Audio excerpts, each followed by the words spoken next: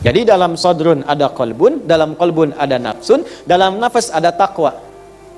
Lawan dari takwa nanti ada fujur, ya. Di Quran surah 91 ayat 7 sampai 10. Wa nafsin wa ma sawwaha fa alhamaha fujuraha wa taqwaha. Nah, yang harus kita aktifkan tuh yang takwa ini. Kalau takwanya kita aktifkan, maka keluarlah semua potensi baik yang ada terbawa dalam bawaan hidup kita. Semua sifat-sifat baik, akumulasi sifat baik itu disebut takwa. Jadi kalau ingin menginginkan akhlak mulia, caranya aktifkan takwanya. Maka akan tampil dalam diri kita kejujuran, kesabaran, keteladanan, kemuliaan. Sumbernya di sini semua. Nah, setan berusaha mengganggu itu.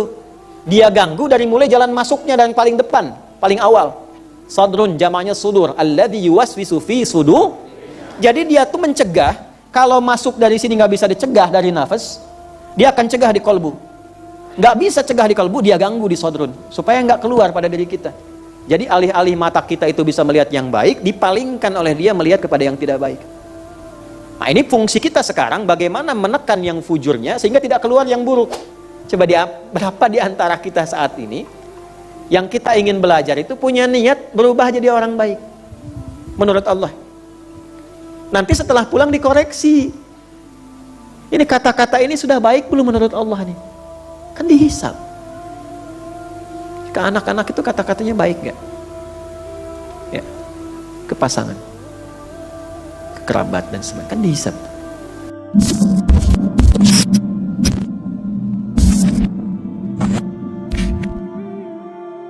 Assalamualaikum warahmatullahi wabarakatuh. Sahabat muslim yang dirahmati Allah, setiap kita pasti punya sifat-sifat buruk dalam diri. Entah itu iri, dengki, sombong, atau mudah marah. Namun Islam mengajarkan bahwa seburuk apapun akhlak seseorang, pintu perubahan selalu terbuka selama ada niat untuk memperbaiki diri. Melalui video ini, mari kita belajar bersama bagaimana cara membuang sifat-sifat buruk dan menanamkan sifat-sifat baik yang diridai Allah. Insya Allah, nasihat Ustadz Adi Hidayat akan menjadi pengingat agar hati kita lebih bersih, pikiran lebih jernih, dan hidup lebih berkah. Sebelum menyimak, jangan lupa tuliskan doa terbaik untuk guru kita tercinta, Ustadz Adi Hidayat, di kolom komentar. Semoga beliau selalu sehat, diberi umur panjang, dan senantiasa dalam lindungan Allah Subhanahu wa Ta'ala. Dukung juga channel ini dengan like, share, dan subscribe, agar semakin banyak saudara kita yang tergerak untuk memperbaiki diri. Selamat menyimak, semoga bermanfaat. Sekarang ini yang uniknya ini bukan ilmu otak-atik ya. Kajian kami, kajian sanad. Ya, bukan dasar dari media sosial. Ya, tak-taka yutaktiku tiktokan, gitu kan? Nah, itu kita hindari. Khalaqa, ini asal penciptaan, dari tidak ada menjadi ada. Nggak ada sama sekali, jadi ada. Oke? Okay? Bukan mengadakan dari bahan yang ada, bukan. Nah, kalau manusia bisa bikin meja, bahannya sudah ada. Oke? Okay? Tapi kalau tidak ada sama sekali, menjadi ada, itu khalaqa.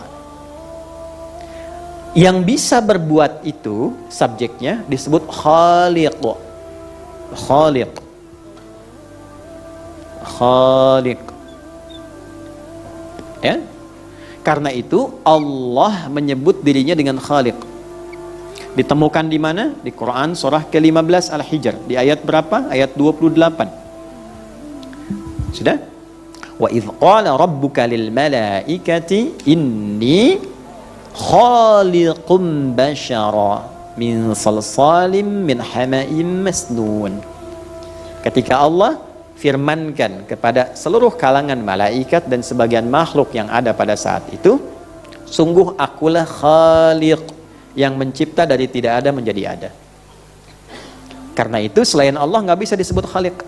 Dan fitrah kita ketika disebut Khaliq pasti menunjuknya kepada Allah. Jelas? Baik. Nah, penciptaannya khalaqa. Karena itu setiap Allah ciptakan pakai khalaqa. Khalaqas samawati wal ard, khalaqal mauta wal hayat. Huwallazi khalaqal mauta wal hayata liyabluwakum ayyukum ahsanu amala. Inna fi khalqis samawati wal ard wa ikhtilafil laili wan nahari la ayatin liulil. Iqra bismi rabbikal ladzi khalaqal. Oke. Yang tercipta disebut makhluk. ya, makhluk. Perhatikan baik-baik. Khaliq, khalaqa mencipta, yang tercipta makhluk. Makhluk ini membawa sifat bawaan yang mulia tertanam pada dirinya. Disebut khuluq namanya. Khuluqun. Jama' dari ini akhlak. Ini karakter utamanya akhlak. Ini tertanam dalam inti hidup namanya takwa. Nih, ini agak dalam ya. Tolong hati-hati berjuang melawan setan membawa kantuk. Ya. Inti akhlak ada di takwa. Saya ulangi, inti akhlak ada di mana? Takwa. Nanti ini ada dalam nafas. Biar sekalian bingung. Nafas ada di dalam kolbu. Kolbu ada di dalam sodrun. Jamaknya sudurun. Jadi dalam sodrun ada kolbun, dalam kolbun ada nafsun, dalam nafas ada takwa. Lawan dari takwa nanti ada fujur. Ya, di Quran surah 91 ayat 7 sampai 10. Wa nafsin wa ma sawwaha fa alhamaha fujuraha wa taqwaha. Nah, yang harus kita aktifkan tuh yang takwa ini. Kalau takwanya kita aktifkan, maka keluarlah semua potensi baik yang ada terbawa dalam bawaan hidup kita. Semua sifat-sifat baik, akumulasi sifat baik itu disebut takwa. Jadi kalau ingin menginginkan akhlak mulia, caranya aktifkan takwanya. Maka akan tampil dalam diri kita kejujuran, kesabaran, keteladanan, kemuliaan. Sumbernya di sini semua. Nah, setan berusaha mengganggu itu. Dia ganggu dari mulai jalan masuknya dan paling depan, paling awal. Sadrun, jamaknya sudur. Alladzi yuwaswisu fi sudur. Jadi dia tuh mencegah. Kalau masuk dari sini nggak bisa dicegah dari nafas, dia akan cegah di kolbu. Nggak bisa cegah di kolbu, dia ganggu di sodrun, supaya nggak keluar pada diri kita. Jadi alih-alih mata kita itu bisa melihat yang baik, dipalingkan oleh dia melihat kepada yang tidak baik. Nah, ini fungsi kita sekarang, bagaimana menekan yang fujurnya sehingga tidak keluar yang buruk. Dalam bahasa Arab, sesuatu yang keluar yang buruk dari sifat fujur disebut su namanya. Karena dia melewati nafas, lewat nafas dulu keluarlah su. Nafas ketemu su, disingkat nafsu. Bukan Bu, ini bukan otak-atik, Ibu nggak usah ketawa. Saya pakai dalil Bu. Dalilnya mana Ustadz? Quran surah 12 Bu. Ayat berapa Ustadz? 53 Bu. Sebelah mana kiri atas? Wa ma ubarni'u nafsi. Innan nafsa la'ammaratum bisu illa ma rahima rabbi.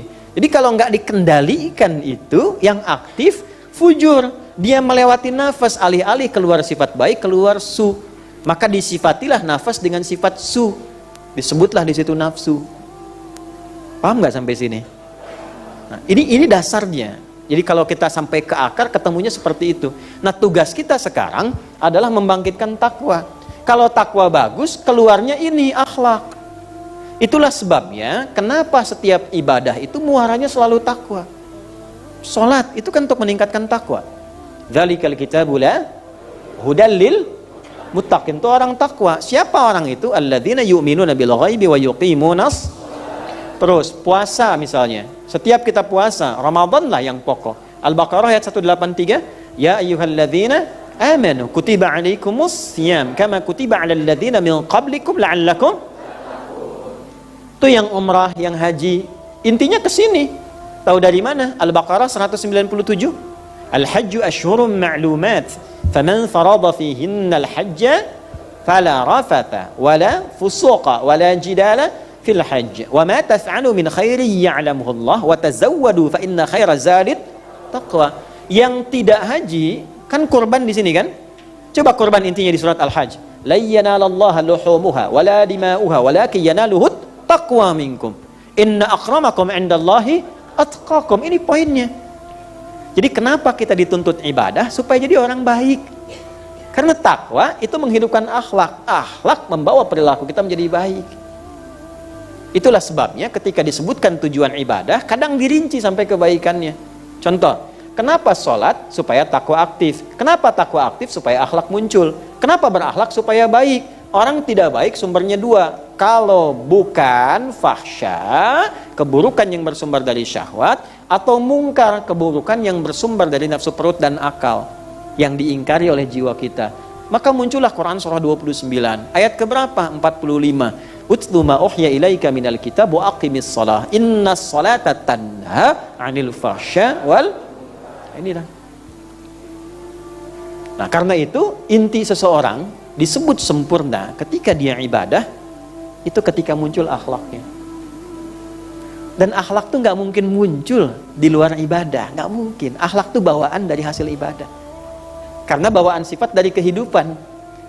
Ya, ini Khaliq mencipta khalaqa, yang tercipta makhluk, sifat bawaannya khuluq. Khuluq ini dilatih lewat apa? Lewat ibadah. Dari mana taunya persamaan khalaqa dengan ibadah? Quran surah ke-51 ayat berapa? 56. Wa ma khalaqtul jinna wal insa illa.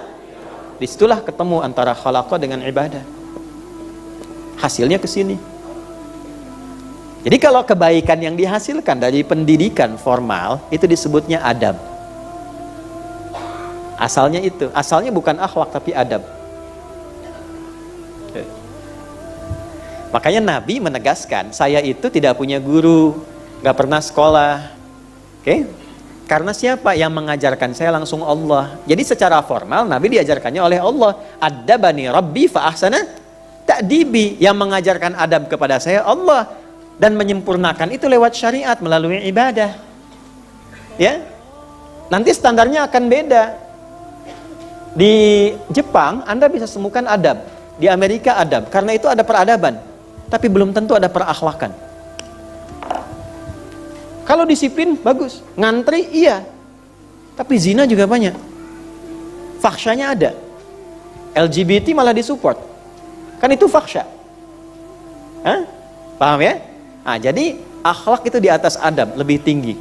Atas akhlak di atas adab, bisa membentuk peradaban tapi belum tentu membentuk apa? Perakhlakan. Nah, cara untuk mendapatkan sifat akhlak berubah jadi baik itu disebut tazkiyah namanya. Jelas? Cara kita untuk mendapatkan itu dengan kata kerja, maka jadi tazakka yatazakka. Tapi kalau kita ingin cepat belajar jadi orang lebih baik, maka buang taknya menjadi yazakka. Barulah kita paham di sini kenapa Allah mensifati dengan kata yazakka bukan yatazakka. Perhatikan kalimatnya. Lihat baik-baik. Wa ma yudrika la'allahu yazakka, bukan yatazakka. Karena kenapa? Abdullah bin Abi Umi Maktum itu datang ngaji kepada Nabi, pengen cepat berubah jadi orang baik. Itu. Jadi kalau Anda mau berangkat, mau ngaji, dimanapun itu, motivasi pertamanya, berusahalah niatkan supaya berubah jadi orang yang lebih baik di hadapan Allah. Dah harus dipandang orang.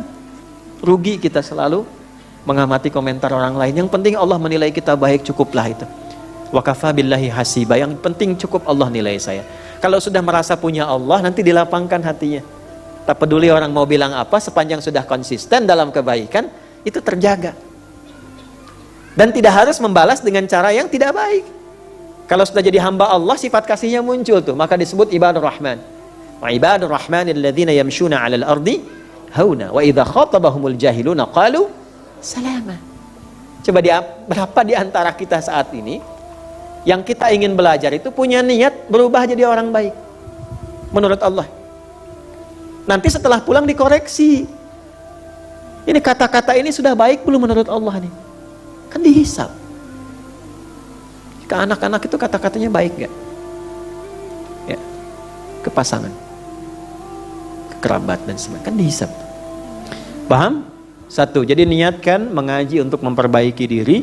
Orang yang berniat karena Allah dan Rasulnya untuk belajar agama, memperbaiki dirinya lebih baik dalam pandangan Allah dan Rasulnya, itu saat mulai berangkat langsung Allah puji orang itu. Ya, jelas?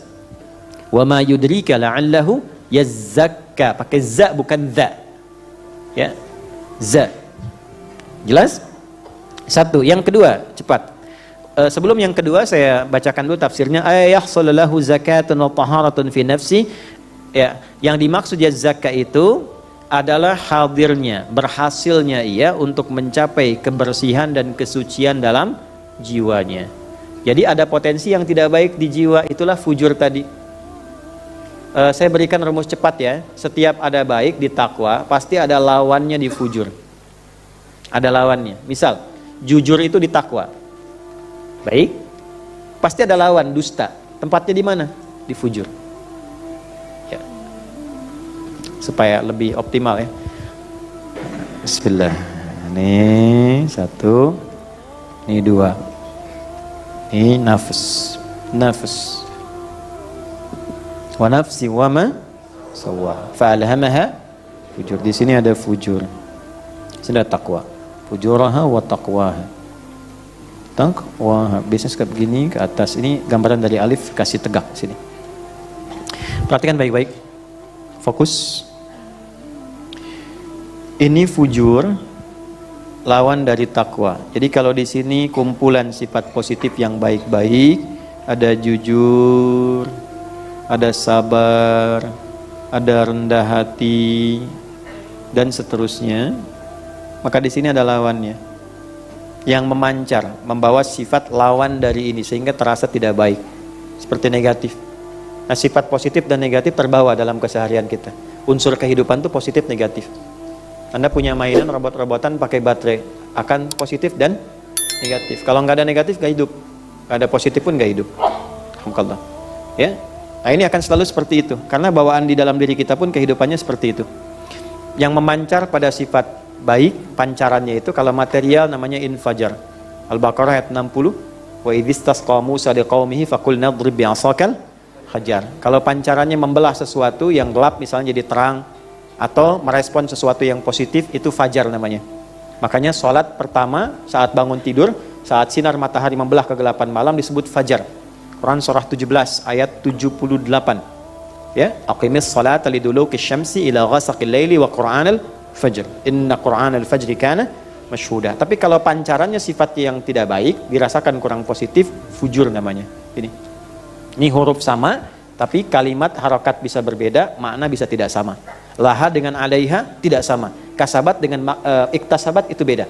Laha ma kasabat wa alaiha mak tasabat. Itu tidak sama. Ya, raghiba fi dengan raghibaan itu beda. Sama-sama raghiba, fi senang, an benci. Takwa akumulasinya ini, lawannya ini. Nah, sekarang tugas kita bagaimana menghidupkan yang takwa, menekan yang fujur. Jelas? Ini ada supporter yang mensupport kita supaya ini bisa muncul ke permukaan. Namanya malaikat. Karena itu, setiap ada amalan yang mensupport takwanya supaya muncul, seperti sholat, takwa supaya hidup, puasa, takwa supaya naik, itu pasti malaikat ikut support. Contoh, paling cepatnya begini, ini pasti dirasakan. Panggilan sholat itu apa namanya? Adzan. Ketika adzan dikumandangkan, kalau ada iman dalam hati kita, pasti terkonfirmasi. Makanya sebelum kalimat sholat, iman dulu. Alladzina yu'minuna bil ghaib wa yuqimunas. Nah, iman itu nanti konfirmasinya akan muncul ketika dipanggil untuk menunaikan sholat. Ada di mana ayatnya? Al-Anfal. Ayat berapa? Kedua. Innamal mu'minuna alladzina idza dzukirallahu wajilat qulubuhum. Ingat, qulub jamaknya qalbu. Di dalam qalbu ada nafas. Orang beriman tuh ciri standarnya, jika disebutkan nama Allah, ada konfirmasi getaran di hatinya. Getaran itu getaran iman, beda. Tidak sama dengan ketika Anda di jalan, pelanggaran, lihat polisi, ada getaran juga tuh. Itu bukan getaran iman. Baik, balik lagi. Ada getaran, maka ketika dikumandangkan Allahu Akbar, Allahu Akbar, ada rasa kan dalam hati? Pernah nggak ada semacam bisikan positif pada diri kita dengan mengatakan sudah adzan, siap-siap. Nah, itulah tugasnya malaikat. Jelas? Tapi setelah adzan itu selesai, tiba-tiba suka ada bisikan, baru adzan kok belum qomat. Pernah begitu? Itu ada hadisnya di Abu Daud nanti. Fa idza thuwiba fa'ada. Kalau adzan selesai, balik lagi setannya, namanya khanzab. Setan balik lagi. Nah, itulah provokatornya setan. Di sini ada supporter, di sini ada provokator. Setan. Perhatikan baik-baik. Malaikat disebutkan 88 kali dalam Al-Quran. Setan disebutkan 88 kali. Jadi setiap aktivitas kehidupan kita, kita akan selalu menemukan keadaan hati ini terbawa pada dua suasana. Anda pun waktu mau ke sini kan masih ada pilihan tuh. Berangkat enggak gitu kan.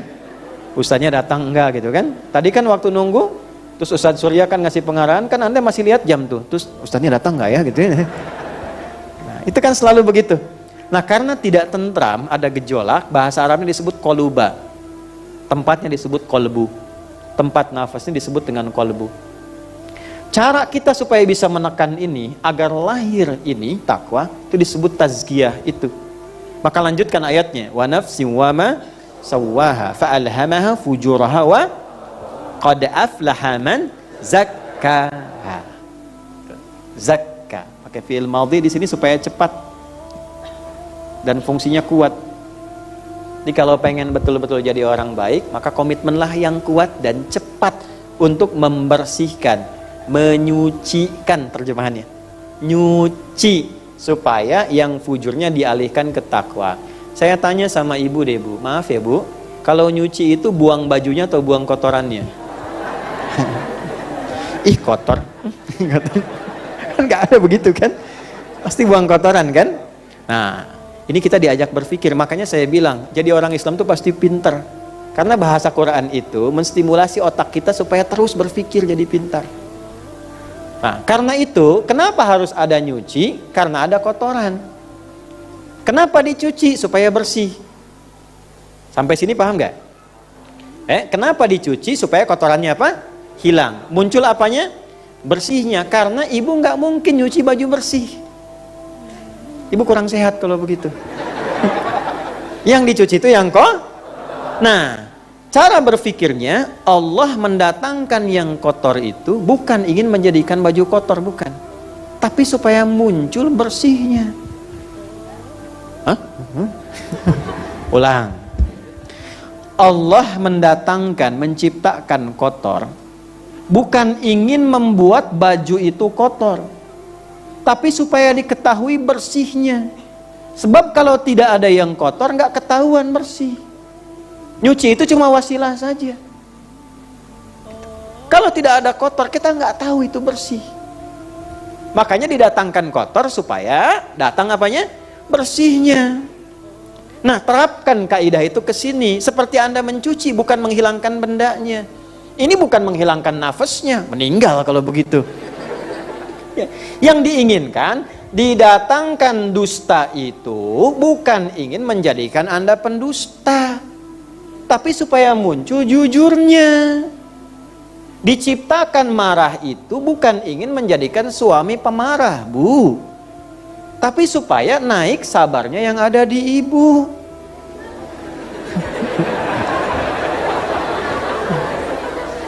Kita belum belajar hikmah nih. Belum belajar, karena kan rumah tangga itu selalu naik kelas. Ya, ibu mau naik apa turun? Nah, kalau mau naik pasti tantangannya pun lebih besar. Kalau kesabarannya kecil, rumah tangga rusak, bu. Karena Allah nggak mungkin ngirimkan ujian besar pada sesuatu yang kecil. Kalau Anda doanya pengen besar, ujiannya pasti besar. Caranya bagaimana? Kirimkan masalah-masalah supaya kesabarannya naik, sehingga ketika mengatasi masalah yang lebih besar, sabarnya sudah mulai bisa mengatasi ini. Itu maksudnya. Halo? Ya. Jadi kalau Allah titipkan marah pada suami, bukan ingin menjadikan suami pemarah, bukan. Boleh jadi di depan itu ada persoalan lain yang melatih kesabaran supaya lebih kuat. Tuh. Jadi berbahagialah kalau suami sedang marah. Suami marah, kan? Lihat, oh, Allah titipkan marah pada suami supaya saya sabar. Nah, kan tenang aja. Insya Allah lebih tenang. Ntar juga lama-lama suami bingung sendiri. Tuh. Jadi gampangnya gini, cari lawannya. Cemberut apa lawannya? Nah, balik gantian kita ya. Istri cemberut, suami gitu. Pulang kantor, istri cemberut. Nah, mama, apa kabar? Senyum, kasih gelang 2 kilo. Oh, itu selesai masalah insya Allah. Ya teorinya begitu, ya, prakteknya kan nggak semudah itu. Ustadz juga sama saja. Makanya jarang ada ustadz ceramah begini bawa istri, itu jarang. Ini live ya?